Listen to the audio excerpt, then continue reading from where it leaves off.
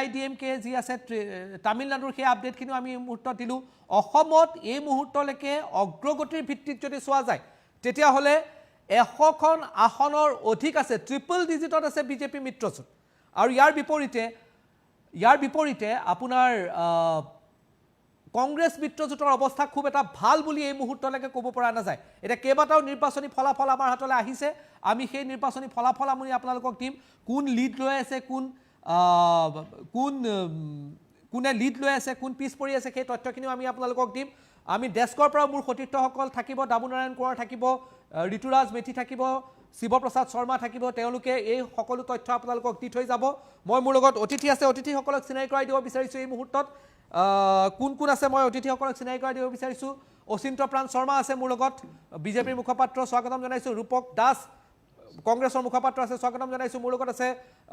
অধ্যাপক ডক্টৰ বিশ্লেষক ডক্টৰ সঞ্জীৱ গোস্বামী আপোনালোক তিনিজনকে স্বাগতম জনাইছোঁ আৰু এই মুহূৰ্তত যদি আপুনি চায় তেতিয়াহ'লে BJP plus leading in 102 seat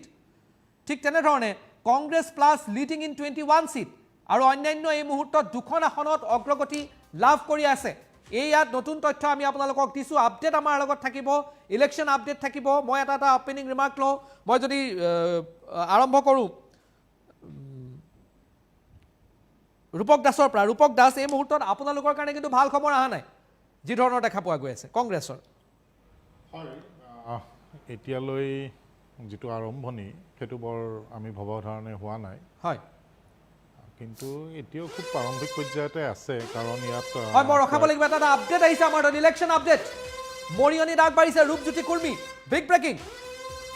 big election update এই মুহূৰ্তত মৰিয়নীত ৰূপজ্যোতি কুৰ্মীৰ অগ্ৰগতি ডাঙৰ খবৰ আমি আপোনালোকক দিছোঁ যোৰহাটত গৌৰৱ গগৈ পিছ পৰিছে ডাঙৰ খবৰ আমি আপোনালোকক এই মুহূৰ্তত দিছোঁ যোৰহাটত পিছ পৰিছে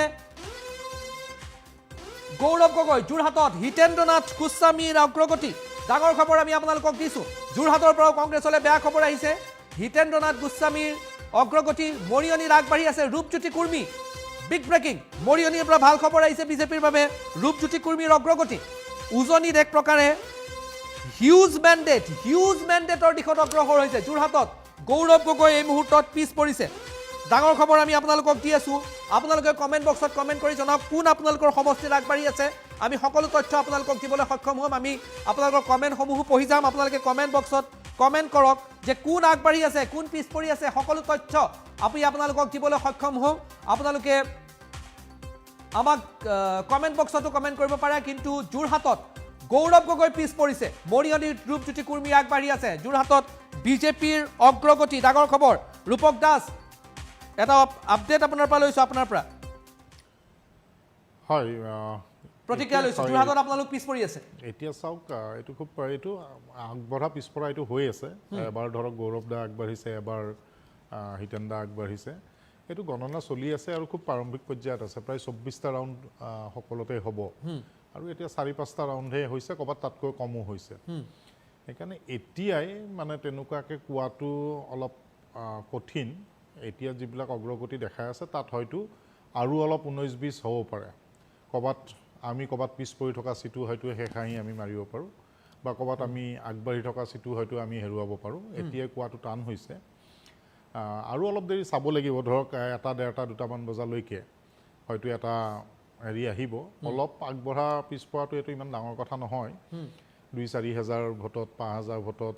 আগবঢ়াটো ইমান বেয়া নহয় সেইটো মেকআপ কৰাৰ চান্স নতুন আপডেট আহিছে মই পুনৰ যাম নতুন আপডেট আহিছে আমাৰ হাতলৈ ৰাজনীতিত খোজ দিয়েই জনসমৰ্থন লাভ কৰিছে দক্ষিণ ভাৰতৰ ছুপাৰষ্টাৰ বিজয় যিজন আছে তেওঁৰ নতুন দল সকলোকে পিছ পেলাই আগবাঢ়িছে টিভিকে দল ইতিমধ্যে আগবাঢ়িছে দক্ষিণ ভাৰতত পিছ পৰিছে বিজেপি মিত্ৰজোঁট এআইডিএমকে পিছ পৰিছে আৰু ডিএমকে শাসনাধীষ্ঠ ডিএমকেও পিছ পৰিছে এই মুহূৰ্তত দক্ষিণ ভাৰতৰ এটা ডাঙৰ খবৰ আমাৰ হাতলৈ আহিছে দক্ষিণ ভাৰতত এই মুহূৰ্তত পিছ পৰিছে এআইডিএমকে আৰু টিভিকে নতুন ৰাজনৈতিক দল বিজয় থালাপতিৰ যি দল আছে তেওঁৰ দল এই মুহূৰ্তত আগবাঢ়িছে বুলি জানিব পৰা গৈছে দক্ষিণ ভাৰতৰ আমি ডাঙৰ খবৰ আপোনালোকক জনাই আছোঁ বিগ ব্ৰেকিং দক্ষিণ ভাৰতত আমি আপোনালোকক এই মুহূৰ্তত দি আছোঁ এই মুহূৰ্তৰ ডাঙৰ খবৰ এয়া দক্ষিণ ভাৰতৰ পৰা আহিছে এআইডিএমকে পিছ পৰিছে শাসনাধীষ্ঠ ডিএমকেও তাত পিছ পৰি আছে হয় দাস ডাঙৰীয়া হয় তেওঁলোকৰ এই দলটো 2022 চনত প্ৰথম গঠন হৈছিলে আৰু এতিয়া ৰাইজে পৰিৱৰ্তন বিচাৰিছে তেওঁ অগ্ৰগতি লৈছে সেইটো এতিয়া অগ্ৰগতিহে শেষটো হোৱা নাই তথাপি তেওঁ যি ধৰণে নতুন দল হিচাপে আগবাঢ়িছে তেওঁক আমি শুভেচ্ছা জনাবই লাগিব আৰু ৰাইজে বিচাৰিছে আৰু গণতন্ত্ৰত ৰাইজেই ৰজা তাত বিশেষ তেনেকুৱা ধৰক আমি কোৱা অলপ হেৰি কথা হ'ব তো ৰাইজে যিহেতুকে বিচাৰিছে তাত তো ৰাইজে যি বিচাৰিছে গণতন্ত্ৰত ৰাইজেই ৰজা ঠিক আছে ৰাইজে যি বিচাৰিছে তাক সকলোৱে মই বিজেপিৰ মুখপাত্ৰৰ প্ৰতিক্ৰিয়া লৈছোঁ কি ক'ব প্ৰথমতে মই অসমবাসীলৈ ভাৰতীয় জনতা পাৰ্টীৰ তৰফৰ পৰা শুভেচ্ছা আৰু ধন্যবাদ জ্ঞাপন কৰিছোঁ ভাৰতীয় জনতা পাৰ্টীৰ প্ৰতি যি ৰাইজে জনসমৰ্থন আগবঢ়াইছে সেই সমৰ্থনত আমি অৱশ্যে আমাৰ ডেফিনেটলি আমি গোটেই বিষয়টো আমি আগতেই অনুমান পাইছিলোঁ আৰু যে আমাৰ যিটো বিজয়ৰ ধাৰা এনেধৰণেই থাকিব আৰু আশা কৰিছোঁ এতিয়া 5টা বা 6টা ৰাউণ্ড অলৰেডি হৈ গ'ল ৰাউণ্ড বহুত বাকী আছে যদিও কিন্তু যি মূলা বাঢ়িব তাৰ দুপাততে চিন আমি গোটেই বিষয়বিলাক হয়তো এটা দুটা চিটত ক'ৰবাত ইফাল সিফাল পৰিৱৰ্তন হ'ব পাৰে কিন্তু এই যে বিজয়ৰ ধাৰা অব্যাহত থাকিব আৰু বিশেষকৈ পশ্চিমবংগৰ দৰে ৰাজ্যত ভাৰতীয় জনতা পাৰ্টী এই চৰকাৰ হ'বলৈ গৈছে বুলি আপোনালোকৰ নিউজৰ থ্ৰুদি আমি গম পাইছোঁ বা ইলেকশ্যন কমিশ্যনৰ ডাটা মতেও সেই ধৰণৰ ডাটা আহিছে তে আমি আচলতে ভাৰতৰ যশস্বী প্ৰধানমন্ত্ৰী নৰেন্দ্ৰ মোদী ডাঙৰীয়াৰ নেতৃত্বত আৰু অসমত ডক্টৰ হিমন্ত বিশ্ব শৰ্মা ডাঙৰীয়াৰ নেতৃত্বত দিলীপ শইকীয়া ডাঙৰীয়াৰ নেতৃত্বত নতুন আপডেট আহিছে মই যদি সেই আপডেটটো পাই লওঁ এই মুহূৰ্তত পশ্চিমবংগত মেজিক নাম্বাৰ পাৰ কৰিলে ভাৰতীয় জনতা পাৰ্টীয়ে বিগ ব্ৰেকিং পশ্চিমবংগত বিজেপিয়ে মেজিক নাম্বাৰ ক্ৰছ কৰিছে 160খনতকৈ অধিক আসনত অগ্ৰগতি বিজেপিৰ 160খনত অগ্ৰগতি পশ্চিমবংগত ভাৰতীয় জনতা পাৰ্টীৰ ডাঙৰ খবৰ আমি আপোনালোকক দিছোঁ এই মুহূৰ্তত 121খন আসনত অগ্ৰগতি টিএমচি অৰ্থাৎ মমতা বেনাৰ্জীৰ দলৰ বৃহৎ লোকচান দেখা পোৱা গৈছে পশ্চিমবংগত ভাৰতীয় জনতা পাৰ্টীয়ে মেজিক ফিগাৰ ক্ৰছ কৰিছে ডাঙৰ খবৰ আমি আপোনালোকক দি আছোঁ মেজিক ফিগাৰ ক্ৰছ কৰিছে পশ্চিমবংগত বিজেপিয়ে হয় ভাৰতীয় জনতা পাৰ্টীৰ কাৰ্যকৰ্তাসকল যেতিয়া ৱেষ্ট বেংগলত কেম্পেইনিঙৰ কাৰণে গৈছিলে তেতিয়াও আমি তাত যথেষ্ট ধৰণে ৰাইজে যে তৃণমূলৰ পৰা যথেষ্ট ভয়ত আছিল সেই বিষয়বিলাক আমি অৱগত হৈছিলোঁ আৰু দ্বিতীয় কথাটো হ'ল এটা সমষ্টি বাদ দিয়া এটা সমষ্টিত পুনৰ ভোটগণনা হ'ব 21 তাৰিখে সেইকাৰণে এটাক যদি বাদ দিয়া হয় 147 আমাক লাগে আৰু আজি অলৰেডি 160 আপোনালোকৰ নিউজৰ যোগেদি আমি গম পাইছোঁ 160ৰ ওপৰত আসনত আগবাঢ়ি আছে সেইকাৰণে ৱেষ্ট বেংগলতো আমি নিশ্চিতভাৱে চৰকাৰ গঠন কৰিম পুডুচেৰীটো কৰিম আৰু কংগ্ৰেছক কেৰালাত আগবঢ়াৰ কাৰণে তেওঁলোকক কংগ্ৰেছক মই শুভেচ্ছা জ্ঞাপন কৰিছোঁ মাত্ৰ এখন হেৰিত আপুনি ৰাজ্যক বাদ দি বাকীবিলাক ৰাজ্যক তামিলনাডুক আমি নধৰোঁ কাৰণ তামিলনাডুত আমাৰ বৃহৎ কোনো নতুন আপডেট আহিছে মই নতুন আপডেটটো লৈ ল'ব বিচাৰিছোঁ এই মুহূৰ্তত মাজবাটত বিপিএফৰ প্ৰাৰ্থীৰ অগ্ৰগতি ডাঙৰ খবৰ আমি আপোনালোকক দিছোঁ মাজবাটত বিপিএফৰ প্ৰাৰ্থীয়ে এই মুহূৰ্তত অগ্ৰগতি লাভ কৰিছে আৰু ভেৰগাঁৱতো বিপিএফৰ প্ৰাৰ্থীৰ বৃহৎ অগ্ৰগতি ভেৰগাঁও মাজবাট এই দুইটা সমষ্টিতেই ভাৰতীয় বিপিএফ বড়োলেণ্ড পিপলছ পাৰ্টীৰ ওদালগুৰিত UPPLৰ ৰিহন দৈমাৰীৰ অগ্ৰগতি বৰক্ষেত্ৰীত নাৰায়ণ ডেকাৰ অগ্ৰগতি বিগ ব্ৰেকিং বৰক্ষেত্ৰীত নাৰায়ণ ডেকাৰ অগ্ৰগতি লাভ কৰিছে ধেমাজিত 7,000 ভোটত আগবাঢ়ি আছে ৰণোজ পেগু শিক্ষামন্ত্ৰী ৰণোজ পেগু বৰ্তমান আগবাঢ়ি আছে ধেমাজিত বিগ ব্ৰেকিং আমি আপোনালোকক দি আছোঁ চাবুৱা লাহোৱালতো 8,000 ভোটত বিজেপিৰ অগ্ৰগতি উজনিত ভাল প্ৰদৰ্শন বিজেপিৰ ডিব্ৰুগড় খোৱাং টিংখং নাহৰকটীয়াত বিজেপিৰ বৃহৎ অগ্ৰগতি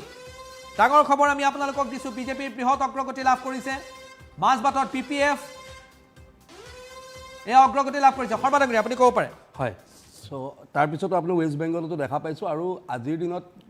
ডক্টৰ হিমন্ত বিশ্ব শৰ্মা ডাঙৰীয়াৰ নেতৃত্বত আৰু দিলীপ শইকীয়া ডাঙৰীয়াৰ নেতৃত্বত যেনেকৈ আমাৰ দল পৰিচালনা হৈছিল আমাৰ যিমানখিনি কাৰ্যকৰ্তা আছে সেই কাৰ্যকৰ্তাই প্ৰতিটো জেগাত কাম কৰিছিল আমি এই ৰিজাল্ট আগতে অনুমান পাইছিলোঁ অৱশ্যে এই ক্ষেত্ৰত আমি যেতিয়া কৈ আছিলোঁ কংগ্ৰেছ বা বিৰোধী দলে বিশ্বাস কৰা নাছিল কিন্তু আমি এইটো আমাৰ কাৰণে একেবাৰে এক্সপেক্টেড আছিল এই ৰিজাল্টটো 101 হয়তো প্লাছ মাইনাছ কিবা হ'ব 1-2খন কিন্তু তথাপিতো আমি মানে 100ৰ ওচৰা-ওচৰি আসনত অগ্ৰগতি লৈ আছোঁ আমি চৰকাৰ গঠনত আমি নিশ্চিত হৈছোঁ যে চৰকাৰ আমাৰ হ'ব আৰু পৰৱৰ্তী সময়ত আমি অসমৰ ৰাইজৰ কথা দিয়ে কামখিনি আমি কৰিব লাগিব সেইটোৱে আমাৰ কথা আৰু ইয়াৰ যোগেদি মই আপোনালোকৰ চেনেলৰ যোগেদি অসমবাসী তথা ভাৰতৰ প্ৰতিজন জনগণৰ নিৰ্বাচন হোৱা প্ৰতিজন ভোটদাতাক আমি ধন্যবাদ জ্ঞাপন কৰিছোঁ। ঠিক আছে, মই ডক্টৰ সঞ্জীৱ গোস্বামী আপোনাৰ বিশ্লেষণটো চাব বিচাৰিছোঁ। এই মুহূৰ্তত কি ক'ব, কি ধৰণৰ ঘটনা হৈ আছে এই মুহূৰ্তত? প্ৰথমতে তামিলনাডুৰ পৰাই আৰম্ভ কৰোঁ। হয়, প্ৰথম অসমৰ পৰা আৰম্ভ কৰক, তামিলনাডুৰ পিছত। হয় নেকি? হয়, প্ৰথম অসমটো লাষ্টত অসমটো কৰিলে বেছি ইণ্টাৰেষ্টিং লাগিব নেকি? নালাগে, আপুনি প্ৰথম অসমটো অসমৰ পৰা আৰম্ভ কৰক। চুইট ডিছ খোৱাৰ নিচিনা লাগিব। হয়, এটা আপডেট আহি যাব, আপডেটটো লৈ লওঁ। চিডলিত BPFৰ প্ৰাৰ্থীৰ অগ্ৰগতি। চিডলি, ডাঙৰ খবৰ আহিছে, ইলেকশ্যন ব্ৰেকিং। চিডলিত BPFৰ প্ৰাৰ্থীৰ অগ্ৰগতি লাভ কৰিছে। বিহপুৰীয়াত 3065টা ভোটত কংগ্ৰেছৰ অগ্ৰগতি। পঞ্চম ৰাউণ্ডৰ অন্তত ৰূপহীহাটত 5000 ভোটত কংগ্ৰেছৰ নুৰুল হুদা আগবাঢ়ি আছে। তাৰ লগতে চিডলিত BPF, ডক্টৰ সঞ্জীৱ গোস্বামী আপুনি ক'ব পাৰে। ঠিক আছে, আপুনি কোৱাৰ দৰে মই অসমৰ পৰাই আৰম্ভ কৰক। তাৰমানে নিৰ্বাচনত আপোনাৰ দুটাই বস্তু, এটা হয় সংগঠন, নহ'লে দ্বিতীয়টো হৈছে ৱেভ। গতিকে আপোনাৰ হয় সংগঠনৰ ওপৰত ইলেকশ্যন খেলিব লাগিব, নহ'লে ৱেভৰ ওপৰত খেলিব লাগিব। অসমত এইবাৰ দেখা গ'ল যে বিজেপিয়ে সংগঠনৰ ওপৰত ইলেকশ্যন খেলিছে। সংগঠন বেছ মজবুত আৰু বহু বছৰৰ পৰা সেই একেটা সংগঠনকে সবলীকৰণ কৰি গৈ আছে। একদম পৃষ্ঠা প্ৰমুখ, অৰ্ধ পৃষ্ঠা প্ৰমুখলৈকে গৈছে। হয়, কংগ্ৰেছৰ বক্তব্যবিলাকতে বুজা যায় যে ৱেভত তেওঁলোকে ইলেকশ্যন খেলা নাই, তেওঁলোকে আণ্ডাৰ কাৰেণ্টত ইলেকশ্যন খেলি আছে। কৈয়ে আছে বাৰে বাৰে যে অসমত বিশাল আণ্ডাৰ কাৰেণ্ট আছে, চাইলেণ্ট ভোটাৰ আছে। পলিটিক্সত কোনো চাইলেণ্ট ভোটাৰ আৰু আণ্ডাৰ কাৰেণ্ট নাই, আণ্ডাৰ কাৰেণ্ট আণ্ডাৰতে থাকি যায়। হয়, ৱেভ যদি হ'ল হয় তেওঁলোকৰ ফৰে, তেতিয়াহ'লে ক'ব পৰা গ'ল হয় যে হয় এটা ৱেভ আহিছে, আৰু সেই ৱেভত আৰু সংগঠন দৰকাৰ নাই। মানুহে নিজে নিজে গৈ পেলাই আপোনাৰ বুথত বহি যায়, নিজে নিজে কাম কৰে। এই একো যিহেতুকে নাই তেওঁলোকৰ, গতিকে আণ্ডাৰ কাৰেণ্টততো আৰু ইলেকশ্যন নহ'ব। আণ্ডাৰ কাৰেণ্টত তেওঁলোকে যোৱাবাৰ আপুনি চাওক, এইটো বৰ আচৰিত কথা, আৰু তেওঁলোকৰ সেই ডিলিমিটেশ্যনৰ কেলকুলেশ্যনটো নকৰিলেই। যোৱাবাৰ তেওঁলোকে AIUDFৰ লগত ডাইৰেক্ট হাত মিলাই ইলেকশ্যন খেলিছিলে, এলায়েন্সত আছিলে বদৰুদ্দিন আজমেৰৰ লগত। বদৰুদ্দিনক এটা নতুন আপডেট আহিছে, ইলেকশ্যন আপডেট মই আপোনালোকক যদি দিওঁ। পশ্চিমবংগত ঐতিহাসিক জয়ৰ দিশে বিজেপি আগবাঢ়িছে। ডাঙৰ খবৰ আমি আপোনালোকক জনাই আছোঁ। পশ্চিমবংগত ঐতিহাসিক জয়ৰ দিশত ইতিমধ্যে মেজিক ফিগাৰ অতিক্ৰম কৰিছে। মমতা দুৰ্গত বিজেপিয়ে মমতা দুৰ্গ খহাবলৈ সক্ষম হোৱা যেন উপক্ৰম হৈছে। পশ্চিমবংগত ভাৰতীয় জনতা পাৰ্টিৰ বৃহৎ অগ্ৰগতি দেখা পোৱা গৈছে, বৃহৎ অগ্ৰগতি পশ্চিমবংগত। আৰু এই মুহূৰ্তৰ ডাঙৰ খবৰ আমি আপোনালোকক জনাই আছোঁ, বৃহৎ অগ্ৰগতি পশ্চিমবংগত বিজেপিৰ। গোস্বামী ডাঙৰীয়া, আপুনি কৈ আছে। এতিয়া যোৱাবাৰ তেওঁলোকে বদৰুদ্দিন আজমেৰক মোটামুটি ডেপুটি চিফ মিনিষ্টাৰে বনাইছিলে, কিন্তু বনোৱাৰ পিছতো তেওঁলোকে টোটেল 50টা চিট পাইছিলে, মোটামুটি 50-51 মান পাইছিলে। কংগ্ৰেছে অকলে 29 নে 30 পাইছিলে। 29। এতিয়া এই অৱস্থাত তেওঁলোকে এইবাৰ বদৰুদ্দিনক বাদে দিলে, আৰু বাদ দিয়াৰ পিছত তেওঁলোকে ভাবিলে কি যে অট'মেটিকলি হিন্দু ভোটখিনি কনচলিডেট হৈ যাব। বদৰুদ্দিনৰ গোটেইখিনি ভোট, মুছলিম ভোটখিনি কংগ্ৰেছত যোৱাৰ পিছতো তেওঁলোক এতিয়াও 30তে ৰৈ আছে,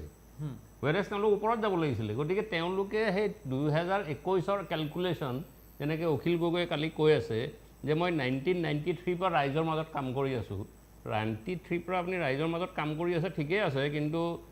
হিমন্ত বিশ্ব শৰ্মাইতো ক্লাছ 5ৰ পৰাই ৰাইজৰ মাজত কাম কৰি আছে। গতিকে তেনেকৈ ক'লেতো নহ'ব, সময় সাপেক্ষে প্ৰত্যেকটো ইলেকশ্যন বদলি হৈ যায়। গতিকে এইবাৰ তেওঁলোকে মোৰ মতে এই দুটা ডাঙৰ ভুল, আৰু এটা 3 নম্বৰ ভুলটো হ'ল কি, মোৰ মতে, মই সেইটো ক'ব নাপায় ৰাজহুৱাকৈ, কিন্তু তথাপিও ক'ব লাগিব যিহেতুকে এতিয়া নিৰ্বাচন শেষেই হ'ল। অখিল গগৈয়ে প্ৰথমতে এটা 3 গগৈ আনি পেলাই এটা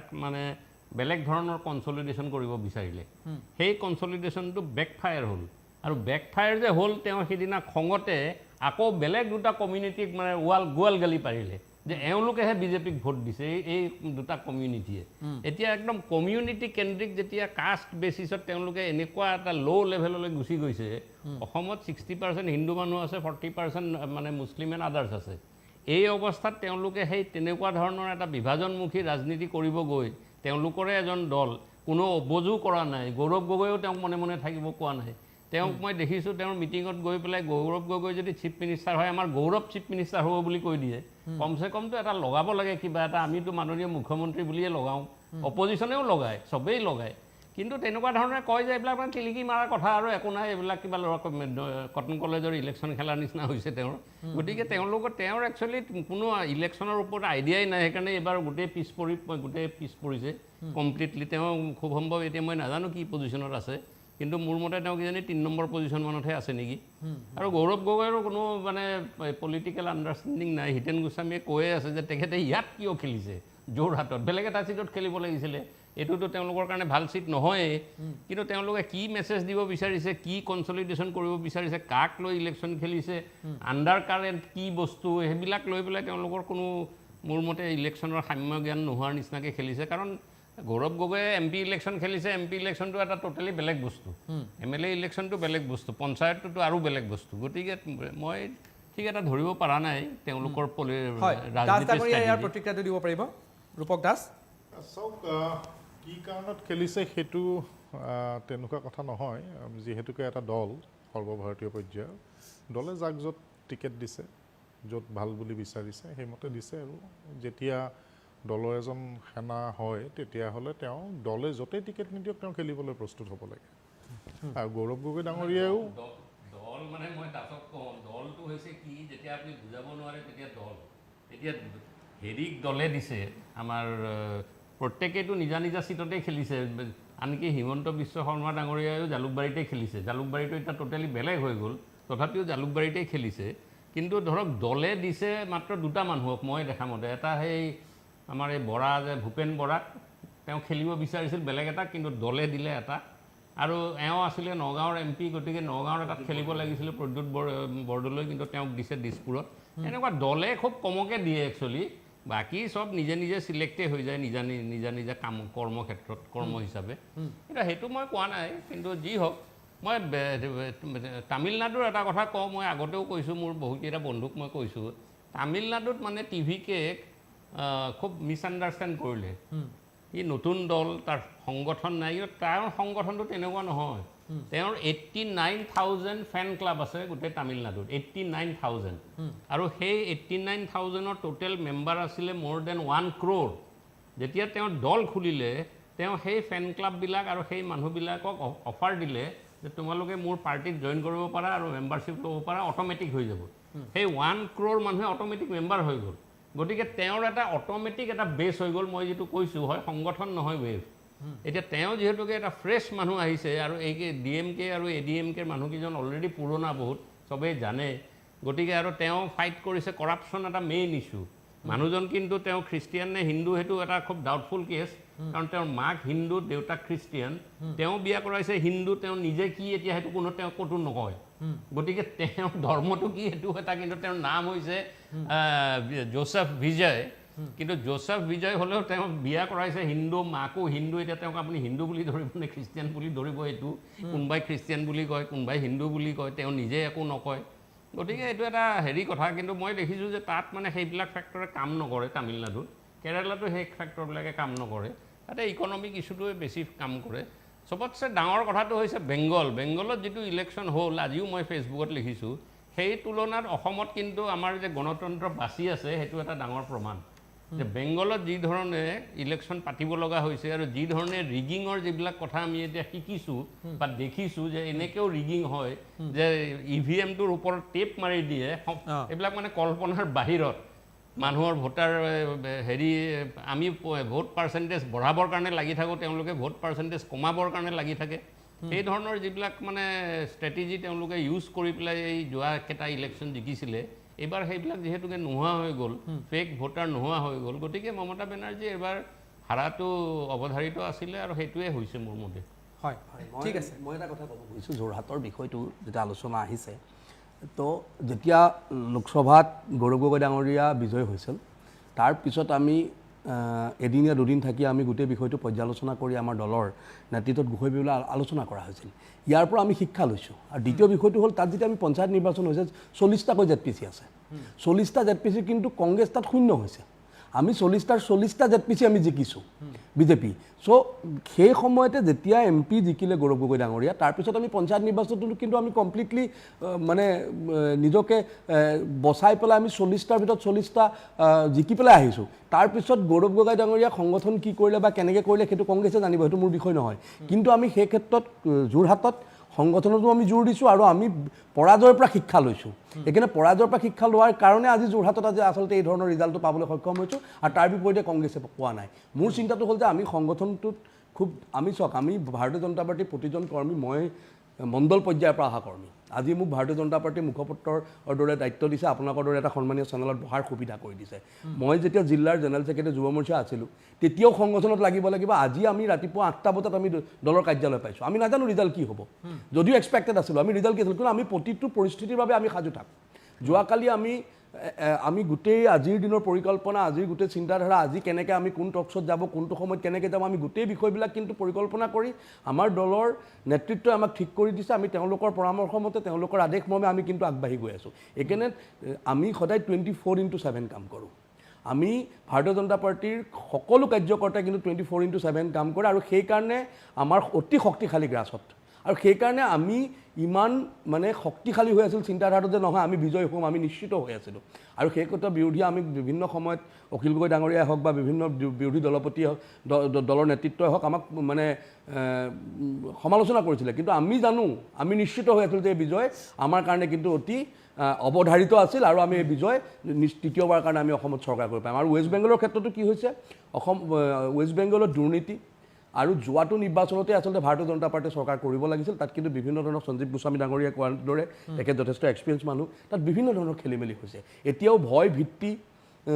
বিভিন্ন ধৰণৰ নিৰ্বাচনৰ আজি ৰাতিপুৱালৈকে চলি আছিল এতিয়া ট্ৰেণ্ড অহাৰ পিছত কি হৈছে মই অৱশ্যে খবৰ পোৱা নাই সেইকাৰণে বেংগলত বিজেপি অহাটো অতি প্ৰয়োজনীয় আছিল কাৰণ তৃণমূলৰ মানে নেতৃত্বত তাত মানুহ কিন্তু যিবিলাক ঘটনা ঘটি আছিল আজি আকৌ নতুনকৈ ঘটনাৰ মানে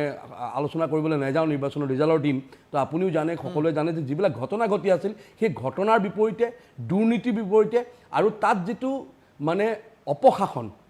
সেই অপশাসনৰ বিৰুদ্ধে ৱেষ্ট বেংগলৰ মানুহ ওলাই আহিছে আৰু বিজেপিক জয়যুক্ত ঠিক আছে এই যিটো ৰিজাল্ট বৰ্তমানলৈকে ওলাইছে এই ৰিজাল্টটোৰ কাৰণটো কি বুলি ভাবে মই যদি ৰূপক দাসক সুধো কিহৰ কাৰণে আপোনালোকৰ এই বিপৰ্যয় হোৱা আপোনালোকে দেখা পাইছে না সব প্ৰতিখন ৰাজ্যত বেলেগ বেলেগ কথা আৰু আপোনাৰ এনেকুৱা নহয় যে আমিও আজিৰ পৰা 10টা বছৰৰ আগত আমিও 3বাৰকৈ শাসন হৈছিল কংগ্ৰেছৰ দিনত মাননীয় তৰুণ গগৈ ডাঙৰীয়া তেওঁ অসমৰ বেছি সময়ৰ কাৰণে মুখ্যমন্ত্ৰী হৈ আছে এতিয়া কথা হ'ল যেতিয়া 15 বছৰ কংগ্ৰেছৰ শাসন আছিলে তেতিয়া বাকি বিৰোধী দলসমূহ যিবিলাক আছিলে ৰাজনৈতিক দলসমূহ তেওঁলোকে শাসনৰ পৰা দূৰত আছিলে এটা তেতিয়া তেওঁলোক বিফল হোৱা মানে হেতু নুবুজায় যে তেওঁলোক ভৱিষ্যতে সফল নহব আজি শাসকীয় দল বিজেপিৰ তেতিয়া 5জন MLA আছিলে আৰু আজি তেওঁলোকৰ 60জন দুটা টাৰ্মত হ'ল 16টো 60জন হ'ল আৰু 21টো তেওঁলোকৰ 60জন হ'ল এইবাৰ হয়তো আৰু অলপ সংখ্যা বাঢ়িব বুলি তেওঁলোকে আশা কৰিছে আমাৰ 64 আছে বৰ্তমান এতিয়া তেওঁলোকে অলপ আশা অলপ বেছিকৈ কৰিছে যে হয় ৰাইজে মই ক'লোৱেই যে গণতন্ত্ৰত ৰাইজে যি বিচাৰে সেইটো হ'ব আৰু সকলো কথা ৰাইজে বিচাৰ ধৰণে যদি হৈছে তেতিয়া তাততো আমি মানি ল'ব লাগিব এটা কথা মই এইখিনিতে ক'ব বিচাৰোঁ ৰূপক দাস ডাঙৰীয়া তেখেত জ্যেষ্ঠ মুখপত্ৰ কিন্তু এটা কথা হ'ল যে ৰাহুল গান্ধী ডাঙৰীয়াৰ নেতৃত্বত এইটো 100ৰ অধিক পৰাজয় আপোনালোকৰ বিভিন্ন নিৰ্বাচন মানে নগৰ নিগমৰ পৰা আৰম্ভ কৰি লোকসভা বিধানসভাৰ পৰা ধৰি 100+ পৰাজয় হ'ল আৰু বিশেষকৈ চাওক 2014 চনৰ আগত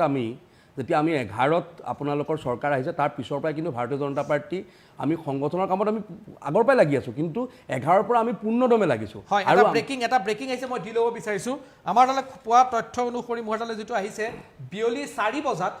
মুখ্যমন্ত্ৰী ডক্টৰ শৰ্মা ভাৰতীয় জনতা পাৰ্টিৰ মুখ্য কাৰ্যালয়ত যাব এই খবৰটো এই মুহূৰ্তত এটা মোৰ হাতলৈ আহিছে যে বিয়লি 4 বজাত সম্ভৱতঃ বিজয় ৰেলীৰ কাৰণে মুখ্যমন্ত্ৰী উপস্থিত হ'বগৈ ভাৰতীয় জনতা পাৰ্টিৰ মুখ্য কাৰ্যালয়ত সেইটো যদি মই ফুল প্লেট হিচাপেও পাওঁ হয় কওক হয় শৰ্মা ডাঙৰীয়া এতিয়া কথাটো হ'ল যে 11ৰ পিছৰ পৰা আমি সংগঠনত সম্পূৰ্ণভাৱে আমি নিয়োগ কৰিছোঁ আৰু 14ত তাৰ আমি ফল পাইছোঁ 14 চনত আমি লোকসভা নিৰ্বাচনত আমি তাৰ ফল পাইছোঁ আমি ক্ৰমাধিক্ৰমে তেখেতে কৈছে যে 5টা হয় ডেফিনেটলি আমি 2টা লোকসভা সিটৰ পৰা ভাৰতীয় জনতা পাৰ্টিয়ে জাৰ্ণি আৰম্ভ কৰিছে মাত্ৰ আমি 2004 চনৰ যদি ইলেকশ্যনটোক বাদ দিওঁ তে বাকীবিলাকত কিন্তু আমি সদায় আমি অৱধাৰিত হিচাপে আমি যেনেধৰণে এক্সপেক্ট কৰিছোঁ তেনেধৰণে আমি ৰিজাল্ট পাইছোঁ আৰু ৰিজাল্টটো আচলতে সঠিক কেলকুলেশ্যন আৰু আপোনাৰ দলৰ সাংগঠনিক ভেটি এই দুটা বিষয়ৰ ওপৰত নিৰ্ভৰ কৰি আমি ইলেকশ্যন খেলোঁ আৰু জনসাধাৰণৰ বিভিন্ন ধৰণৰ আমাক সমালোচনা কৰে কিন্তু আমি সদায় কামবিলাক কৰোঁতে ভাৰতীয় জনতা পাৰ্টি এটা কথা চিন্তা কৰোঁ যে বিৰোধীয়ে কি কৈছে ডাঙৰ কথা নহয় কিন্তু আমাক জনতাই এই বিষয়টো আমাক একচেপ্ট কৰিবলৈ নাই এই বিষয়টো যদি একচেপ্ট কৰে তেতিয়াহ'লে আমি কামটোৰ প্ৰতি আগবাঢ়ি যাম এইকাৰণে সেই ধৰণৰ আৰু এটা নীতি নিৰ্দেশনাৰ হয় এটা ব্ৰেকিং আহিছে মই ব্ৰেকিংটো যদি এই মুহূৰ্তত পাওঁ বিয়লি 4 বজাত বিজেপিৰ কাৰ্যালয়লৈ যাব মুখ্যমন্ত্ৰী ডক্টৰ হিমন্ত বিশ্ব শৰ্মা এই মুহূৰ্তত এটা ব্ৰেকিং নিউজ আহিছে বিয়লি 4 বজাত মুখ্যমন্ত্ৰী বিজেপিৰ গুৱাহাটীস্থিত যি বাজপেয়ী ভৱন আছে বাজপেয়ী ভৱনত যাব মুখ্য কাৰ্যালয়লৈ যাব মুখ্যমন্ত্ৰী ডক্টৰ হিমন্ত বিশ্ব শৰ্মা এই মুহূৰ্তত এই কথা বাতৰি আমাৰ হাতলৈ আহিছে প্ৰায় 11:30 বাজিছে তাৰ মানে নিশ্চিত হৈছে ভাৰতীয় জনতা পাৰ্টিৰ নেতৃত্ব তেওঁলোকৰ বিজয় যে নিশ্চিত হ'ব তেওঁলোক এই মুহূৰ্তত সেইটো কথা নিশ্চিত হৈছে আৰু বিয়লি 4 বজাত মুখ্যমন্ত্ৰী যাব বিজেপিৰ ৰাজ্যিক কাৰ্যালয়লৈ যাব এই খবৰ এই মুহূৰ্তত আহিছে শৰ্মা ডাঙৰীয়া হয় আমি গোটেই সংগঠনটোৰ ওপৰত ভিত্তি কৰি আৰু ৰাইজৰ কাম কাজৰ ওপৰত ভিত্তি কৰি যোৱাটো 10টা বছৰ সৰ্বানন্দ সোণোৱাল ডাঙৰীয়াৰ 5 বছৰীয়া কাৰ্যকাল আৰু ডক্টৰ হিমন্ত বিশ্ব শৰ্মাৰ 5 বছৰীয়া কাৰ্যকালৰ গোটেই ফলস্বৰূপ অসমৰ খিলঞ্জীয়া জনসাধাৰণে ভাৰতীয় জনতা পাৰ্টিৰ সপক্ষে ভোটদান কৰিছে আৰু তাৰ আমি বহিঃপ্ৰকাশ দেখা পাইছিলোঁ আশীৰ্বাদ যাত্ৰা যেতিয়া আৰম্ভ কৰিছিলোঁ আপোনাৰ ষ্টুডিঅ'তে মই কৈছিলোঁ যে আশীৰ্বাদ যাত্ৰাই আমাৰ ফলাফল অলৰেডি নিৰূপণ কৰিলে কিন্তু একে সময়তে যেতিয়া গৌৰৱ গগৈ ডাঙৰীয়াৰ নেতৃত্বত এটা যাত্ৰা আৰম্ভ হৈছিল সেই যাত্ৰা কিন্তু বাৰে বাৰে ৰৈ যাব লগা হৈছিল জনসমৰ্থনৰ অভাৱত তেতিয়া আচলতে কংগ্ৰেছে কিয় সেই বিষয়টো বুজি নাপালে এইটো কংগ্ৰেছৰ অভ্যন্তৰীণ বিষয় মই তাত মাত নিদিওঁ কিন্তু আমি অলৰেডি গম পাইছিলোঁ যে ভাৰতীয় জনতা পাৰ্টিক জনসমৰ্থন আগবঢ়াব অসমৰ জনতাই আগন্তুক সময়ত আকৌ পুনৰ চৰকাৰলৈ আনিব সেই বিষয়টো আমাৰ একেবাৰে আজি 3 মাহৰ আগতে আমি নিশ্চিত হৈ আছিলোঁ গোটেই বিষয়টো আজি তাৰ আমি মাত্ৰ বহিঃপ্ৰকাশে পাইছোঁ কিন্তু আমি এক্সপেক্টেড আমাৰ অলৰেডি আছিলে হয় দাস ডাঙৰীয়া কি ক'ব চাওক তেওঁলোকে যেনেকৈ কৈছে সেইটো তেওঁলোকৰ কথা এতিয়া বহুতেতো বহু কথা কয় আজি আৰু সেইবিলাক কোৱাৰ পৰিৱেশ নাই এতিয়া যিহেতুকে ৰাইজে কিবা এটা ৰাইজে কৰিছে এতিয়া আমি আবেলি সম্পূৰ্ণ ফলাফল নোলোৱালৈকে আমি পৰ্যবেক্ষণ কৰিব লাগিব তাৰপিছত কি হয় তাত কি থাকে নাথাকে এইবিলাক কথা আহিব আৰু তেখেতে যেনেকৈ কৈছে যে 2জন তেওঁলোকৰ সাংসদ আৰু 5জন বিধায়কৰ পৰা তেওঁলোক যেনেকৈ আজি এই অৱস্থা পাইছে কিন্তু তেতিয়া আপোনালোকৰ পৰ্যালোচনা হ'ব এই পৰিস্থিতি যিটো আহিছে সেইটোৰ কাৰণে পৰ্যালোচনা আপোনালোকে কৰিব পৰ্যালোচনা হ'ব চব হ'ব সেইবিলাক গতানুগতিক প্ৰক্ৰিয়া সেইবিলাক হ'ব হয় কিন্তু যেতিয়া মই ক'লোৱে নহয় 15 বছৰ যেতিয়া আমাৰ চৰকাৰ আছিলে তেতিয়াও বাকী দলসমূহে চেষ্টা কৰিছিল কিন্তু তেওঁলোক সফল হ'ব পৰা নাছিল তাৰ মানে এইটো নহয় যে তেওঁলোকৰ পৰিকল্পনা বা চেষ্টাৰ অভাৱ আছিলে ত্ৰুটি আছিলে এনেকুৱা নহয় তেতিয়া ৰাইজে বিচাৰিছিলে এতিয়া আমিও যিমান চেষ্টা কৰি আছোঁ আৰু চেষ্টা থাকিব কিন্তু অকল আমি চেষ্টা কৰিলে নহ'ব তাৰ লগত আৰু বহু প্ৰাসংগিক কথা আছে সেই কথাবিলাকো হ'ব লাগিব জনসাধাৰণেও বিচাৰিব লাগিব আৰু দীঘলীয়া সময়লৈ থকাৰ পিছত এনেই এটা আহে যেনেকৈ আজি ৱেষ্ট বেংগলত আপোনালোকে যিটো দেখি আছে ফলাফল 15টা বছৰ তাত থকাৰ পিছত আজি এটা মানুহে হয়তো তাত এটা হাল সলনি বিচাৰিছে ঠিক তেনেকৈ যেনেকৈ অসমতো 15 বছৰ কংগ্ৰেছৰ শাসনৰ পিছত ৰাইজে এটা হাল সলনি বিচাৰিছিল হয়তো অনাগত ভৱিষ্যতত তেনেকুৱা দিন আহিব কাৰণ ৰাজনীতিত চকীখন কাৰো কাৰণে এয়া নহয় আৰু ৰাইজে সদায় এটা দলকে কেতিয়াও নাৰাখে আৰু তেওঁলোকে এতিয়া ধৰক কংগ্ৰেছ বুলি কয় কিন্তু এতিয়া মানে আধা কংগ্ৰেছটো সেইফালে আছে সেইখিনিক লৈয়ে চলিছে যি নহওক আমি হেতুলৈ বেয়া পোৱা নাই কাৰণ ৰাজনৈতিক দলৰ পৰা এইটো দলৰ পৰা হেতু দললৈ যোৱা যিহেতুকে এটা ব্যৱস্থাপনা আছে তাৰ মাধ্যমে দিয়ে গৈছে সেইকাৰণে আমি বেয়া পোৱা নাই কোনবা যাব পাৰে স্বাধীন ভাৰতত স্বাধীন এয়া আছে আৰু কংগ্ৰেছৰ ভিতৰতো সেই স্বাধীনতাখিনি আছে সেইকাৰণে কোনবা গ'লে আমি বেয়া পোৱা নাই এতিয়া কথা হ'ল যিখিনি নৱপ্ৰজন্ম বা এতিয়া উঠি অহা যিখিনি আছে সেইখিনি আৰু নতুনকৈ দলটোক ঠন ধৰি ল'ব লাগিব আৰু এটা কথাত মোৰ দ্বিমত আছে নিৰ্বাচন জিকা আৰু নিৰ্বাচন হৰাটোৱে কোনোবা এজন নেতাৰ মাপকাঠি তেওঁৰ হ'ব নোৱাৰে আৰু তেওঁলোকক আমি আগৰ পৰা এটা বস্তু দেখিছোঁ সেইটো আমি আগতো কৈছিলোঁ আমি আৰু বহুবাৰ নিৰ্বাচন হাৰিলেও সেই কথাটো ক'ম তেওঁলোকে খালি গান্ধী পৰিয়ালক যিটো টাৰ্গেট কৰে সেইটো কৰিব নালাগে হয় আৰু তেওঁলোকৰ শংকা ভাৰতবৰ্ষত গান্ধী পৰিয়ালক লৈ কাৰণ তেওঁলোকে জানে ভৱিষ্যতে যদি তেওঁলোকক কোনোবাই উৎখাত কৰিব লাগে তেতিয়াহ'লে এই গান্ধী পৰিয়ালৰ সেইখিনি সক্ষমতা আছে ভাৰতবৰ্ষত আৰু দ্বিতীয় কাৰো সেই শক্তি নাই সেইকাৰণে তেওঁলোকক ভয় খায় সেইকাৰণে তেওঁলোকৰ সেই ভোটটো সদায় খেদি থাকে ৰূপক দাকো প্ৰথমতে মই ভাৰতীয় জনতা পাৰ্টিলৈ স্বাগতম মানে নিমন্ত্ৰণ জনাইছোঁ যে প্ৰতিজন হিন্দু সনাতনী ব্যক্তি যি ভাৰতৰ মানে সনাতনী ব্যৱস্থাত বিশ্বাস কৰে প্ৰতিজনে এদিন আহিব আৰু হয়তো ৰূপক দাও আমাৰ মাজতে এদিন একত্ৰিত হ'ব সি তাৰতো মোৰ এটা বিশ্বাস আৰু দ্বিতীয় কথাটো হ'ল যে আমি গান্ধী পৰিয়ালক ভয় মুঠেই নকৰোঁ কাৰণ 100তকৈ অধিক নিৰ্বাচন তেখেতৰ নেতৃত্বত পৰাজয় হোৱাৰ পিছত আমিতো আচলতে ভাল পাওঁ যে ৰাহুল গান্ধী ডাঙৰীয়াৰ নেতৃত্ব লৈ থাকক আৰু সদায় আমি কষ্টটো অলপ কমকৈ কৰি পেলাই আমি নিৰ্বাচনবিলাকত জয়লাভ কৰি থাকোঁ তেনেকুৱা ধৰণৰ চিন্তাধাৰা হয় তেখেতে আচলতে অকণমান ভুলকৈ বুজিছে বিষয়টো কিন্তু আচলতে গণতন্ত্ৰত আচলতে বিৰোধী শক্তিশালী হোৱাটো প্ৰয়োজন সুস্থ গণতন্ত্ৰৰ কাৰণে সেইকাৰণেহে আচলতে মই ৰূপক দাক কৈছোঁ যে পৰ্যালোচনা হওক দলটোত ব্যৱস্থা হওক কেৱল মাত্ৰ 22জন আজি দেখুৱাই আছে মই হয়তো প্লাছ মাইনাছ হ'ব কিবা কেৱল মানে এটা বিশেষ জনগোষ্ঠীৰ বিধায়ক যি কি কংগ্ৰেছৰ প্ৰতিনিধিত্ব যাতে ল'ব লগা নহয় ৰূপক দাসদাৰ দৰে যদি কোনোবা ব্যক্তিও বিধায়ক হয় মই খুব আনন্দিত হ'ম তেনেধৰণৰ বিশ্বাসে আমি যে 22টা সমষ্টি যে কৈ আছিলোঁ 22টা 23টা সমষ্টি আজিৰ দিনত সেই 22টা 23টা সমষ্টিৰ অধিকাংশ কিন্তু কংগ্ৰেছৰ বিজয় হ'ব আৰু বাকী যি সমষ্টিৰ কথা আমি কৈ আছিলোঁ 102 বা 3 সমষ্টিৰ কথা সেই 102 3 সমষ্টিৰ আশে পাশে হয়তো ভাৰতীয় জনতা পাৰ্টি থাকিব মানে আল্টিমেটলি আমাৰ যিটো কেলকুলেশ্যন মানে সেই 22টা 23টা সমষ্টি আমি বিৰোধীক দিলোঁ বাকী সমষ্টি আমি ল'লোঁ সেই ধৰণৰ যে আমি এটা কথা কৈছিলোঁ নিৰ্বাচনৰ আগত এই কথাটো যে আজি সত্যতা আছিল সেই বিষয়টো কিন্তু আমাৰ সংখ্যাই আজি প্ৰমাণ কৰিছে আৰু ৰূপক দাক কৈছোঁ সেইকাৰণে ৰূপক দাসে এটা প্ৰতিক্ৰিয়া দিব বিচাৰিছে মই ডক্টৰ সঞ্জীৱ গোস্বামীৰ ওচৰলৈ যাম ইয়াৰ পিছত আজি আমাৰ কাৰণে বৰ দুখৰ দিন এতিয়ালৈ আমি ভাল ফলাফল কৰিব পৰা নাই তাৰ মাজতে মানে আপুনি স্বীকাৰ কৰিছে যে আপোনালোকৰ ৰিজাল্ট যেতিয়া আমি বিচাৰ ধৰণে হোৱা নাই বুলি মই প্ৰথম বহিয়ে কৈছোঁ আমাৰ এক্সপেক্টেশ্যন বেলেগ আছিলে সেই ধৰণে এতিয়ালৈ দেখা নাই এক্সাক্ট পলত ৰূপান্তৰিত হৈছে মই সেইটো এতিয়ালৈ কোৱা নাই যেতিয়ালৈ শেষ ফলাফল নহয় সেইটো মই ক'ব নোৱাৰোঁ মই খালি এটা কথাই ক'ব বিচাৰিছোঁ তেখেতে ক'লে যে এই যিটো ক'লে তেওঁলোকে 22টা সমষ্টি আমাক নিৰ্ধাৰণ কৰি দিছিলে আমি সেইকেইটাতে থাকিম তেওঁ আপকীয়াকৈ ক'ৰবাত স্বীকাৰ কৰি লৈছে যে এওঁলোকে হয়তো ভাবিছিল সেইকাৰণে এই যে সমষ্টি পুনৰ নিৰ্ধাৰণ কৰোঁতেই তেওঁলোকে সমষ্টিবিলাক তেনেকৈ কৰি লৈছে নেকি চৰকাৰী মেকানিজিমটো খটুৱাই যে এওঁলোকক অমুক কৰোঁ নহয় এতিয়া চাওক আপুনি যিয়ে নকওক সেইটো আপোনালোকে ইয়াত কৰিলে এইবাৰ আপোনালোকে সৰ্বভাৰতীয় পৰ্যায়তো সেইটো কৰিব বিচাৰিছে সেইকাৰণে আপোনালোকক ৱেষ্ট বেংগলখন লাগে যিকোনো মূল্যৰ বিনিময়ত লাগে এই ধৰণৰ কথাবিলাক আছে ৰাইজে ক'ব আৰু আমিও কম পিছত আৰু বহু গুণী জ্ঞানী ব্যক্তিও সেইবিলাক ক'ৰবাত লিখিছে কিবা কৈছে সেই কথাবিলাক আহিব আজিয়ে গোটেইখিনি নহয় আজি ফলাফল আমি চাই আছোঁ তাৰপিছত তাৰ পৰ্যালোচনা হ'ব আৰু বহুত গুণী জ্ঞানী ব্যক্তি আছে তেওঁলোকেও ক'ব কি দোষ দেখা পায় কি সুবিধা দেখা পায় কিহৰ কাৰণে শাসকীয় পক্ষই এইবিলাক কৰিবলৈ বিচাৰিছে সেই কথাবিলাক আহিব বিশ্লেষণত